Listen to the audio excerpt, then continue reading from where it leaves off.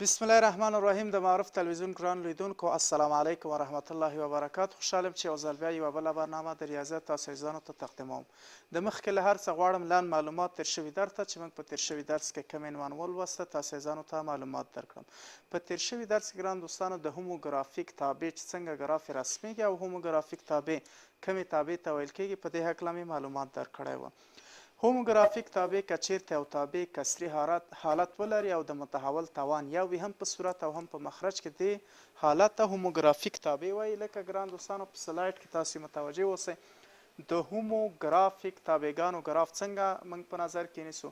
وایي هغه توابع چې ax پر ax جمع b پر cx مثبت دي داسې شکل ولري دې ته هوموګرافیک تابع ویل کېږي. او د دې ګراف څنګه رسمیږي ګران دوستانو په دې هکله مې یو مثال حل کړی په دې چې د برنامې وخت ختم و مثال نیم پاتې شوی و یعنې په مکمل ډول حل شوی نه و. نو ګران دوستانو هغه مثال به په نن برنامه کې تاسو ته په مکمل ډول حل کړم. متوجه اوسئ ګران دوستانو موږ ته ویلي وای وای مساوي کېږي 2x منفي یو پر x منفي 3. دغه یو هوموګرافیک تابع ده. د دې ګراف غواړو چې شی کو رسم کو. دا په دې خاطر هوموګرافیک تابع ده چې د متحول توان په صورت او مخرج کې یو ده. نو د دې له خاطر نه دې ته هوموګرافیک تابع ویلی شو. اوس کله چې د یو هوموګرافیک تابع رسموئ په اول کې باید د هغه د تابع د تعریف ناحیه یا د معینیت ساحه وټاکئ. د دې معینیت ساحه څنګه ټاکو؟ مخرج مساوي د صفر سره نیسو یعنی x منفي 3 مساوي کېږي صفر سره منفي 3 خوا د مساوات چې بوزي په نتیجه کې x مساوي کېږي څو 3. نو د دې د تعریف ناحیه یا دومین څو کېږي ګران دوستانو؟ دومین کېږي ټول حقیقي عدد اخیستلی شي ټول حقیقي عدد اخیستلی شي خو 3 نشي اخیستی. دا شو د دې د تعریف ناحیه. بیا به څه کار کوئ؟ بیا به ورته افقي او عمودي مجانب پیدا کوئ. اول عمودي مجانب پیدا کوو. عمودي مجانب کې به څه کار کوئ؟ مخرج مساوي د صفر سره ونیسئ. په مجانبو کې تاسو ویلي کله چې د یو تابع عمودي مجانب پیدا کوو نو مخرج مساوي د صفر سره په نظر کې نیسو. لیکم x منفي 3 مساوي کېږي څو؟ صفر. نو په نتیجه کې x مساوي له څو سره کېږي؟ 3 سره. دغه x مساوي 3 د دې تابع عمودي مجانب ته. افقي مجانب څنګه پیدا کوو؟ د افقي مجانب لپاره باید لمټ ونیسئ او د متحول تقرب لایه ناحیې ته په نظر کې نیسو. یعنی د همدغې تابع نه ګران دوستانو څه کار کوو؟ لمټ نیسو. لمټ چې x متقرب وي لایه ناحیې ته. دا هوموګرافیک تابع نه به لمټ نیسئ او متحول تقرب لایه ناحیې ته په صورت کې 2x منفي یو او په مخرج کې x منفي 3. افقي مجانب لپاره موږ لمټ نیوه. نو دلته ګران دوستانو تاسو پوهیږئ که چیرته د x په ځای لایه ناحیې وضع کوئ صورت هم لایه ناحیې جوړیږي او مخرج هم د x په ځای لایه ناحیې وضع کوئ مخرج هم لایه ناحیې کېږي. لایه ناحیې پر لایه ناحیې مبهم شکل ده. د دې لمټ څنګه پیدا کوو ګران دوستانو؟ په دې خاطر چې د دې مختلفې طریقې دي د لمټ شکل د لایه ناحیې پر لایه ناحیې ولري.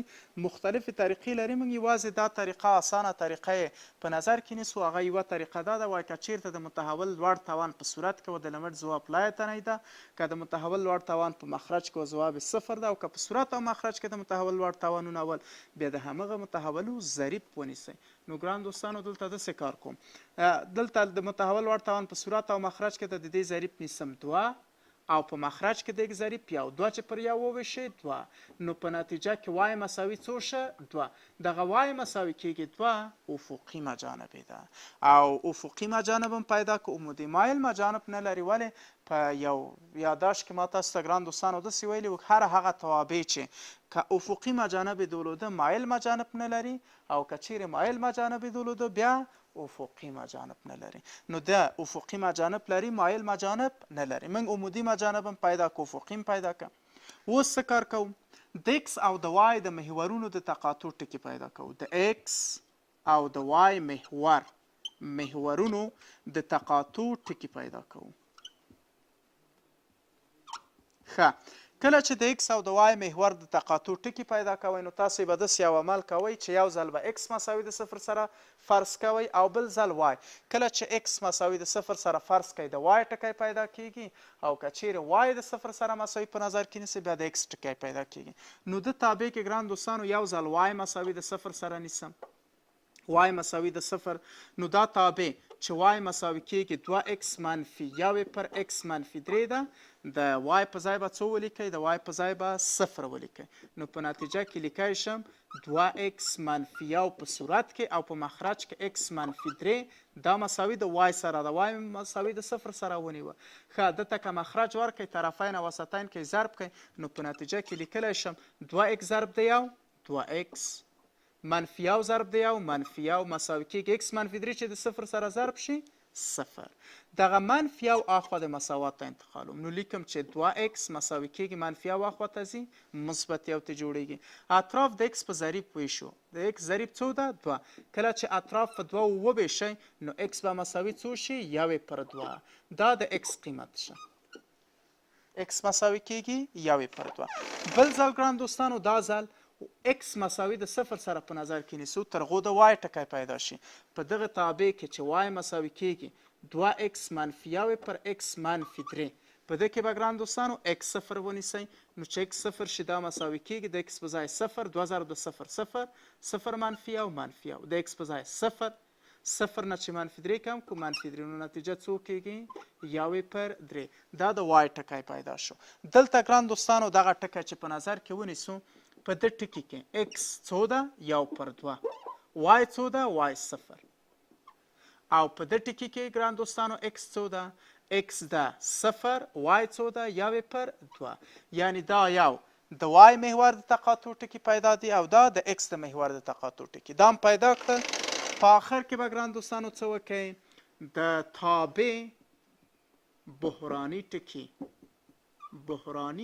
ټکي غواړو پیدا کو د همدغه تابع بحراني ټکي پیدا کوو یعنی y مساوي کېږي 2x منفي 1 پر x منفي 3 دغه تابع ده د تابع کې موږ غواړو بحراني ټکي پیدا کوو د دې تابع نه به ګران دوستانو تاسو مشتق واخلئ y زبر کله چې مشتق اخلئ د تقسیم په حالت کې ده یعنی شکل د یو پر وی لري او د دې مشتق څنګه نیول کېږي د صورت مشتق د مخرج تابع سره ضرب منفي د مخرج تابع مشتق د صورت سره ضرب او مخرج به څه کوي مربع کوي اوس د صورت د تابع مشتق د 2x مشتق 2 د منفي 1 مشتق ثابت عدد د 0 ښه د صورت تابع مشتق 2 شه ضرب د وی مخرج د x منفي 3 منفي وی زبر د مخرج تابع مشتق د x مشتق 1 او د منفي 3 مشتق ثابت د 0 کېږي ضرب د صورت سره 2x منفي 1 او مخرج سر تابع و هغه به مربع کوي x منفي 3 کل مربع نو په نتیجه کې لیکلی شم ګران دوستانو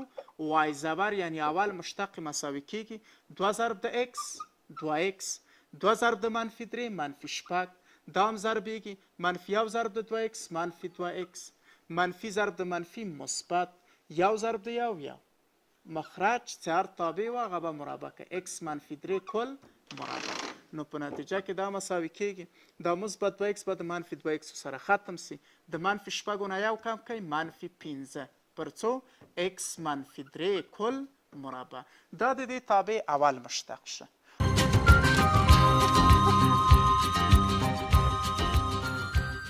دې تابع نه به څه کار کوئ دویم مشتق واخلئ اول مشتق دا شه اوس غواړم دویم مشتق واخلم دویم مشتق خو اول مشتق خو دا ده دلته به یې ولیکم ګران دوستانو د اولې تابع مشتق چې y زبر مساوي کېږي منفي 15 پر x منفي 3 کل مربع اوس غواړو د دې نه دویم مشتق واخلو 2 زبر یعنی دوهم مشتق بیا هم دا د تقسیم په حالت کې ده د صورت تابع مشتق د منفي 15 مشتق 0 ضرب د مخرج سره x منفي 3 کل مربع منفي د مخرج تابع مشتق تواندار ده ضریب د توان سره ضرب 1 ضرب د 2 د متحول د توان 1 کم x منفي 3 ضرب د دې مشتق هم 1 ده ضرب د صورت سره منفي 15 او مخرج به څه کوي مربع کوي x منفي 2 کل مربع یو بل توان به هم ورته ورکوي ولې دا x منفي 2 کل مربع ده یو توان بل هم ډیریږي نو دا مساوي کېږي دا خو 0 شه 0 ضرب د هر عدد 0 دا ضرب منفي ضرب د منفي مثبت 2 په 15 کې دیم لس x منفي 3 او په مخرج کې x منفي 3 دا وبخئ x منفي 2 نه دی x منفي 3 دی x منفي 3 2 ضرب د 2 څلور دغه یو x منفي 3 د یو توان کموي نو په بل اخره پاتې کېږي لس پر x منفی 3 کل مکعب. دا شو ګران دوستانو دوهم مشتق. دا دوهم مشتق سه. اوس د دې لپاره ګران دوستانو چې بحراني ټکي موږ غواړو پیدا کړو، د دې تابع نه مې اول مشتق ونیوه. اول مشتق وای زبر مساوي کېږي منفي 15 پر x منفي 3 کل مربع شه، او دویم مشتق څه شو؟ دویم مشتق ګران دوستانو لس پر x منفي 3 کل مکعب ده. دا دویم مشتق ده. او په آخر کې ګران دوستانو جدول جوړو، او د جدول له مخې نه بیا څه کوو؟ جدول هم څه جوړ که، بیا یې ګراف رسمو. اوس به ورته جدول جوړ کړو.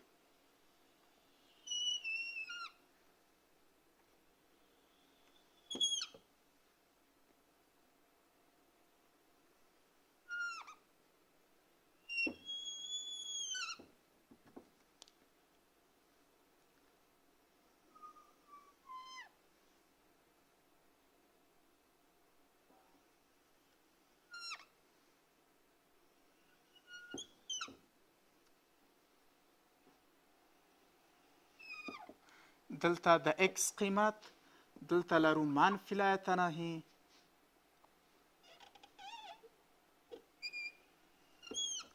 دلته هم د x قیمت 3 و، د x قیمت 3، دلته د y قیمت پیدا کیږي او مثبت لایه نهی. د x قیمت ګران دوستانو موږ 3 پیدا کړی و. دلته څه کار کوو؟ اول د تابع اول مشتق، دویم مشتق او خپله تابع به په نظر کې ونیسو. یعنی څو حالته لري ګران دوستانو؟ د تابع اول مشتق، دویم مشتق او خپله تابع. د دریونه ګران دوستانو که چیرته ښکته قیمتونه ورکو اول مشتق ته، اول مشتق خو دا ده، د دریونه ښکته قیمتونه لکه ګران دوستانو تاسې ورکئ یو یا دوه. که یو ورکئ یو منفي 3 منفي 2، منفي 2 چې مربع کوي دا به شي 9، منفي 15 پر 9 منفي شه. یا مثال په توګه د دریونه ښکته قیمت 2 ده، 2 قیمت د x ته چې ورکړئ منفي 3 نه 2 کم کوئ منفي 1، منفي 1 چې مربع کوي مثبت 1، منفي 15 چې پر 1 وویشئ منفي. یعنی اول مشتق که د دریونه کوچني قیمتونه ورکوي دې تابع ته شی کېږي؟ منفي کېږي. د دریونه پورته قیمتونه ورکو، د دریونه پورته قیمتونه 4 5 6 اول مشتق ته به یې ورکوئ. د x په ځای ګرانو دوستانو که چېرته د x نه پورته قیمتونه لکه 15 ورکو، د 15 نه 3 کم کوئ 2، 2 مربع کوئ 4، منفي 15 پر 4 چې شی راغی علامه منفي.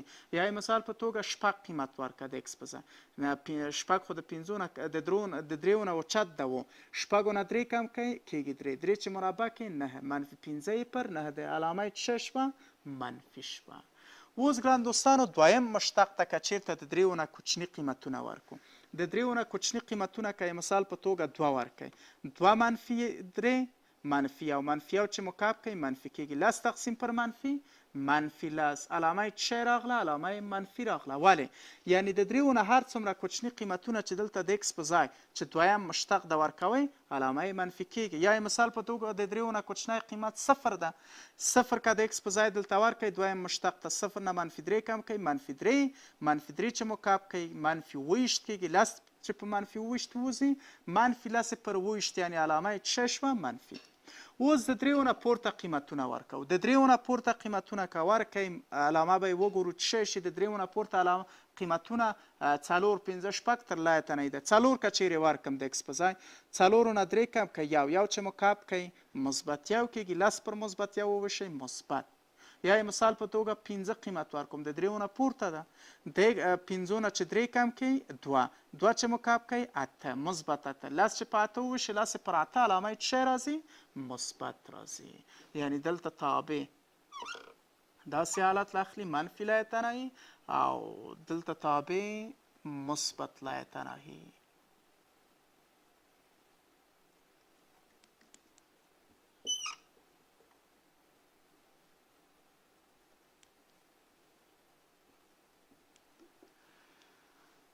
ګران دوستانو د دغه جدول نه کولی شو د دې تابع ګراف رسم کو. ګراف څنګه رسمو؟ متوجه اوسئ.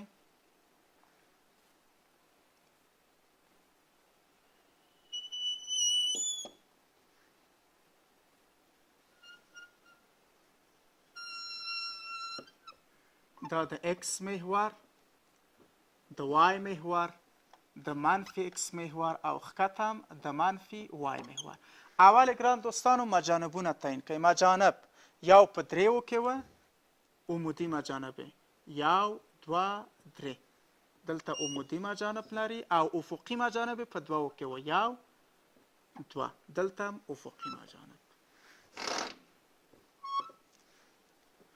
یعنی دلته ګران دوستانو 2 تابع دا خو هوموگرافیک د یو تابع راځي منفي وای ته او افقي مجانب سره ګران دوستانو مجانب سره پیدا کوي دا تابع او یو دا تابع یو شاخه د عمودي مجانب سره یو افقي مجانب سره دلته لري